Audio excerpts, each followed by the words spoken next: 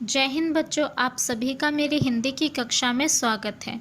आज हम हिंदी में पाठ 3 करेंगे जिसका नाम है शरारतों का परिणाम। इस पाठ में हम एक बच्चे अमन के बारे में पढ़ेंगे जो कि बहुत ही शरारती बच्चा है। तो शुरू करते हैं। अमन बहुत शरारती बालक था। वह तरह तरह की शरारतें सोचता रहता था। कक्षा में सभी को परेशान करता रहता था।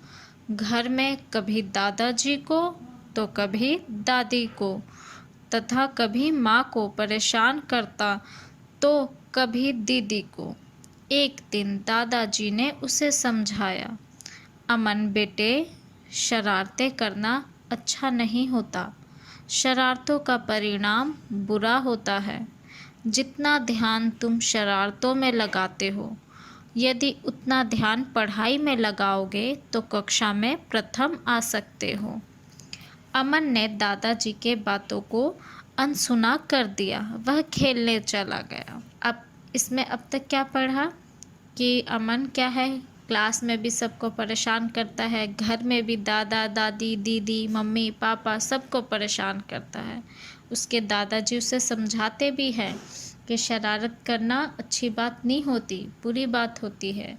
और जितना ध्यान आप शरारत में लगाते हैं उतना ध्यान अगर पढ़ाई में लगाओगे तो क्लास में क्या आओगे, फर्स्ट आओगे। अमन क्या करता है, बात को अनसुना कर देता है और खेलने चला जाता है। आप लोग भी ऐसे ही करते हो ना, है ना बच्चों? तो चलते हैं आगे। रास्ते में एक टहनी पड़ी थी। उसने उसे उठा लिया। उसे घुमाते हुए जा रहा था। आगे एक गाय बैठी हुई थी।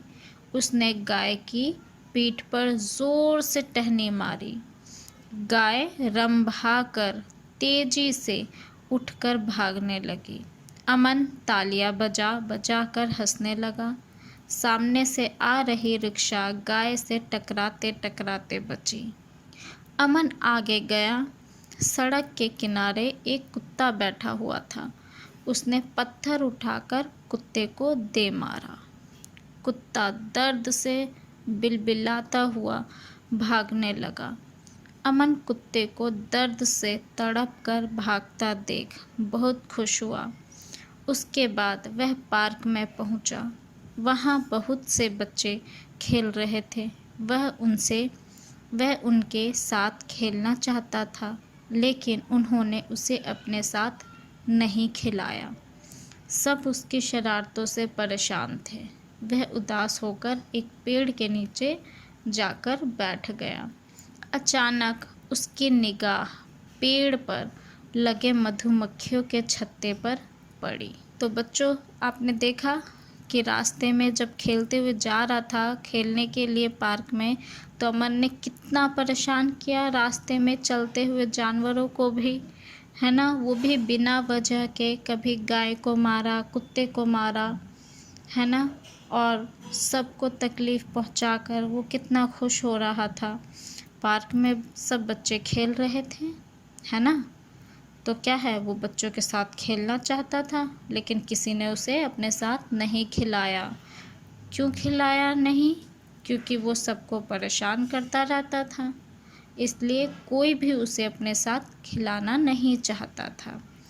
तो उदास होकर वो एक पेड़ के नीचे बैठ गया। ठीक है। अमन जब छत्ते वाले पेड़ के नीचे बैठा तो उस छत्ते को देखकर अमन को फिर शरारत सूझी। उसने पत्थर उठाया और घुमाकर मधुमक्खियों के छत्ते पर दे मारा। पत्थर लगते ही मधुमक्खियाँ उस पर टूट पड़ी। वह रोता चिल्लाता घर की तरफ भागा। मधुमक्खियों का झुंड उसके पीछे उड़ता आ रहा था।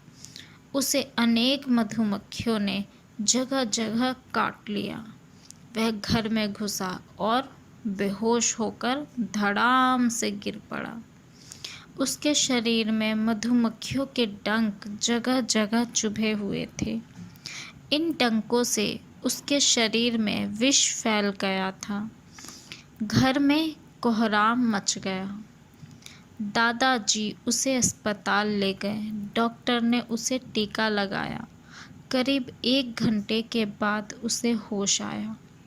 मधुमक्खियों के काटने से उसका मुंह बुरी तरह सूज गया था। उसने देखा उसके बिस्तर के पास दादाजी, दादी जी, माँ और दीदी उदास खड़े थे। अमन के पिताजी भी दफ्तर से आ गए थे। उन्होंने अमन को प्यार किया। दादी जी की आंखों में आंसू आए हुए थे। दादाजी भी आंखों में आए आंसू पोंछ रहे थे। दादाजी, अब मैं कभी शरारतें नहीं करूँगा। आप ठीक कहते थे, शरारतों का परिणाम अच्छा नहीं होता। अमन ने दादाजी की ओर देखते हुए कहा। दादाजी ने प्यार से उसके गाल थपथपाए।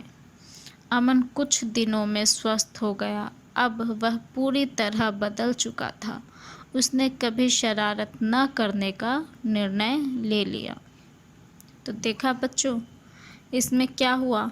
इतना शरारती बच्चा था कि बच्चों ने खिलाने से मना कर दिया। उसके बाद भी वो पेड़ के नीचे बैठ के मधुमक्खियों से उलझने लग गया। मधुमक्खियों को मारा उसने। फिर मधुमक्खियाँ क्या करती है, अगर जब कोई मधुमक्खी को मारता है तो उसके पीछे पड़ जाती है। ऐसे ही मधुमक्खी ने भी क्या किया, अमन का पीछा किया और उसे जगह जगह काट लिया। तो विष फैल गया पूरे शरीर में। विष मतलब मधुमक्खी के डंकों का जहर अमन के शरीर में फैल गया, है ना, जिसकी वजह से उसे अस्पताल में क्या करना पड़ा, एडमिट, है ना, अस्पताल में भर्ती करना पड़ा। और अब सब जिनको भी वो परेशान करता था घर में, सब उसके साथ आए हुए थे अस्पताल में, सब उसके साथ थे। सब ने उसे प्यार किया और अमन को क्या हुआ, एहसास हो गया, समझ आ गया कि शरारत नहीं करना चाहिए। तो अब अमन क्या हो गया, अच्छा बच्चा बन गया, है ना। तो अब उसने क्या सोचा कि अब मैं कभी भी शरारत नहीं करूँगा। ठीक है बच्चों, तो इससे आपको क्या सीख मिलती है कि शरारत नहीं करनी चाहिए, बिना वजह के किसी को दुख नहीं पहुंचाना चाहिए, चोट नहीं पहुंचानी चाहिए जानवरों को, ठीक है, और अपनी क्लास के बच्चों को परेशान नहीं करना चाहिए। समझ आई बात।